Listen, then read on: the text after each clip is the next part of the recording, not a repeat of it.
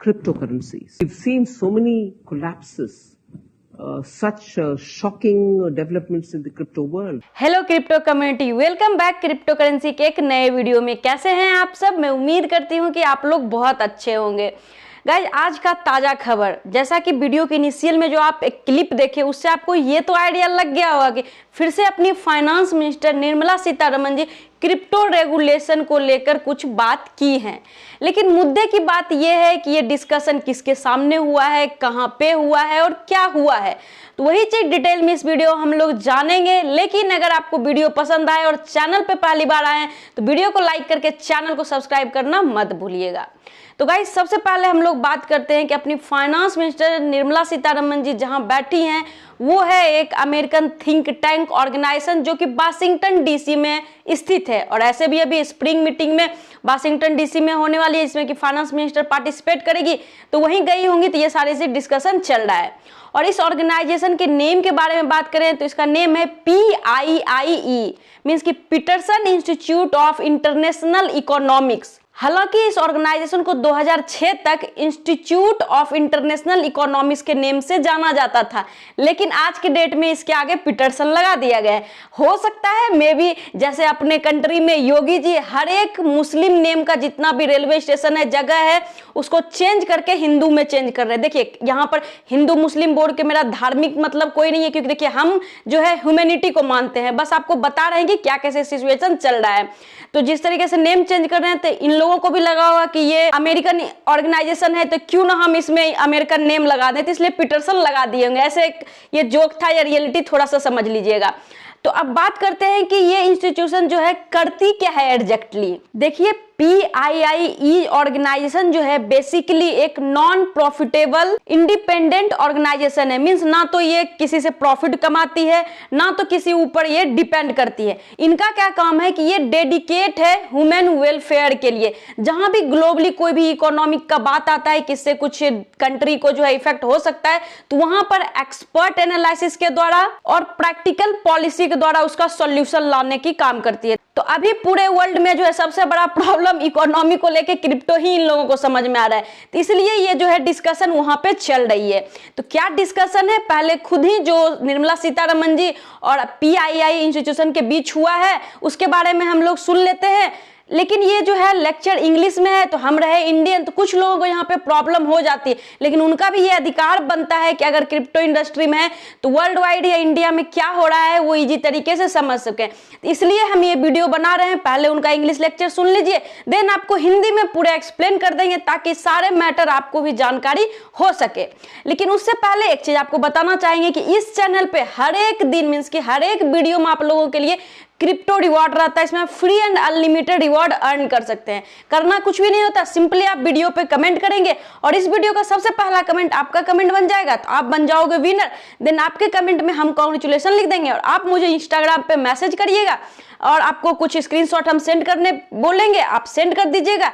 Then आपको मिल जाएगा पूरे 10 करोड़ बेबी डॉज कॉइन। और ये एक बार विनर बनने पे है, जितने बार आप विनर बनेंगे उतना बार 10 करोड़ मल्टीप्लाई होता जाएगा। तो फ्री और अनलिमिटेड अभी एक्युमुलेट करके रख लीजिए, क्योंकि बाइनेंस पे बेबी डॉज लिस्ट नहीं हुआ है और जिस तरीके से इसका हाइप बना हुआ है आगे चल के काफी अच्छा ये प्रॉफिट देने वाला है। तो गाइस, क्रिप्टो रेगुलेशन को लेकर जो निर्मला सीतारमण जी बोली है उसको जानने के लिए हम लोग चलते हैं मोबाइल स्क्रीन पे, देन आपको हिंदी में हम एक्सप्लेन करेंगे। Cryptocurrencies. We've seen so many collapses, such shocking developments in the crypto world. Even that requires the G20 to give its time. We are pressing with some kind of a proposal. The IMF is giving a paper, the FSB is giving a paper. Again, India presidency taking that on board and taking up the cause of a common framework with which all countries can deal with this matter. We are not expecting them to agree to it, but at least discuss it. IMF and FSB's papers. So there are so many different such agenda with which India's presidency will put forward our own proposal, but also carry forward some of those which, say, the Italian presidency had, Japanese presidency had, in terms of building smart urban infrastructure, quality urban infrastructure. So we are carrying forward some of the agenda of the earlier presidencies, setting our own issues on the table, and future presidencies will work together with them. But I'll finish this with this one last line. From the last presidency, Indonesia, ours now, and then Brazil and so on, you will have emerging market countries being the president of G20, at least in 3 consequent terms. And I hope this will bring more of the emerging market views and also the voice of the South onto the table of G20, which we hope we are able to bring on now. जिनको ये सारी चीजें समझ में आ गई well and good है, नहीं तो अब जिनको नहीं समझ में आया, क्योंकि देखिए ट्विटर पे तो ऑलरेडी ये पड़ा हुआ है ही, लेकिन मेरा क्या काम है आपको हिंदी में समझाना, क्योंकि हम लोग हिंदी भाषी है। तो उसके लिए चलते हैं मोबाइल स्क्रीन पर और डिटेल में आपको समझाते हैं कि यहाँ पर मैटर क्या है। गाइस, जैसा कि G20 का प्रेसिडेंसी जो है इस बार इंडिया को मिला है, और ये प्रेसिडेंसी का चांस जो है हर कंट्री को मिलता है 1 by 1 करके। और उस समय क्या होता है कि हर कंट्री अपना कोई एक एजेंडा पर यहाँ पर डिस्कशन करते हैं। तो इस इंडिया से पहले जो है इंडोनेशिया में ये मीटिंग हुई थी, जिसमें कि क्रिप्टो रेगुलेशन को लेकर सजेशन एंड डिस्कशन हुए थे। तो उसी को जो है कैरी फॉरवर्ड करते हुए इस बार जो है G20 का कमान इंडिया को मिला है, तो वो भी इसको कंटिन्यू करते हुए क्रिप्टो रेगुलेशन को लेके जा रही है। रिसेंट में हुए कोलैप्स जो कि लूना का था, FTX का था, उस पे भी जो है फाइनेंस मिनिस्टर ने बोला है कि ये भयावह सीन है। डेवलपमेंट नेम का एक यहाँ पे वर्ड यूज किए हैं, लेकिन मुझे लग रहा था कि डेवलपमेंट का बात बोली है तो कुछ अच्छा बोलेगी, लेकिन डेवलपमेंट के आगे जो है शॉकिंग डेवलपमेंट एक वर्ड लगा दी है। इसका मतलब ये निकलता है कि ये डेवलपमेंट जो है इनको निगेटिव लगती है, इसीलिए इन्होंने जो है एक बोली है कि फ्रेमवर्क आना बहुत ज़रूरी है, जिसके लिए IMF ने ऑलरेडी अपना पेपर सबमिट कर दिया है, और जुलाई में जो है FSB भी अपना पेपर सबमिट करने वाली है। साथ ही साथ सिंथेसिस पेपर, जिसके बारे में कि RBI गवर्नर हमेशा बात करते रहते हैं, तो वो भी सबमिट होने वाली है, जो कि सितंबर का डेट बताई है। लेकिन एक चीज़ आपको यहाँ पर क्लियर कर दें कि RBI को जिस तरीके से क्रिप्टो से प्रॉब्लम है, उनको लगता है कि ये बस इकोनॉमी को अनस्टेबल करने का तरीका, जो भी अल्लाह भला बोलते हैं, इससे कोई यहाँ पर पॉजिटिव अपडेट नहीं आने वाली है, क्योंकि वो क्रिप्टो के बारे में निगेटिव सोचते हैं, तो फिर पॉजिटिव की तो कहीं बात ही नहीं उठती है। तो यहाँ पर FM का कहना है, फाइनेंस मिनिस्टर का, कि देखिए हम लोग के तरफ से कुछ रिकमेंडेशन गए हैं क्रिप्टो के रेगुलेशन को लेकर, जिसमें कि अपना IMF भी है, FSB पेपर भी है, जो कि दे दिया गया है।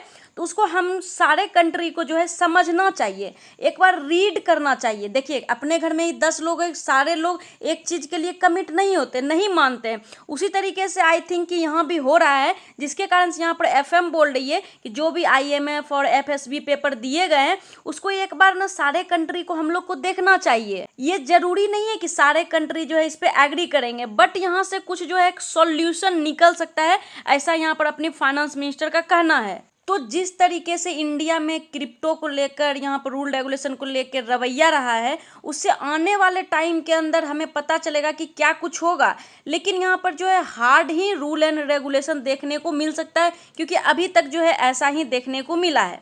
लेकिन एक चीज़ और बोलना चाहेंगे, यहाँ पर कोई भी इंडस्ट्री हो, कोई भी टेक्नोलॉजी हो, जब इनिशियल में आती है तो वो प्रॉब्लम क्रिएट करती है। खासकर 2023 का जो ये ईयर है काफ़ी ज़्यादा क्रिटिकल है क्रिप्टो करेंसी के लिए, क्योंकि हर एक देश यहाँ पर हार्ड से हार्ड रेगुलेशन यहाँ पे ला रहे हैं। इसी कारण से US में कई एक्सचेंज भी यहाँ पे क्लोज कर दिए गए हैं। लेकिन जिस तरीके से लाइफ में उतार चढ़ाव आती है, उसी तरीके से क्रिप्टो में भी हमेशा रहा है, और आगे जाके सही भी होगी, नो डाउट। तो हम लोग को यहाँ पे घबराना नहीं है। यही थी पूरा डिस्कशन जो आपके साथ अभी डिस्कस किए हैं। आई होप गाइज कि आप लोग बहुत अच्छे तरीके से इस डिस्कशन को समझ पाए होंगे। मेरे से जितना हो पाया हर एक संभव कोशिश की है कि आपको मैं यहाँ पे समझा दूं। तो इस हार्ड मेहनत के लिए जो है एक छोटा सा रिक्वेस्ट है, एक वीडियो को लाइक करके चैनल सब्सक्राइब करके घंटा दबा लीजिएगा, ताकि इसी तरह का इंफॉर्मेटिव कंटेंट सबसे पहले आप तक पहुंच सके। और भी लोगों में इस वीडियो को शेयर करिए, ताकि क्रिप्टो अवेयरनेस और भी लोगों में यहाँ पे जा पाए। तो आज की वीडियो में बस इतना ही, मिलते हैं नेक्स्ट वीडियो में किसी अच्छे कंफर्मेशन एंड इंफॉर्मेशन के साथ। तब तक के लिए take care and bye bye.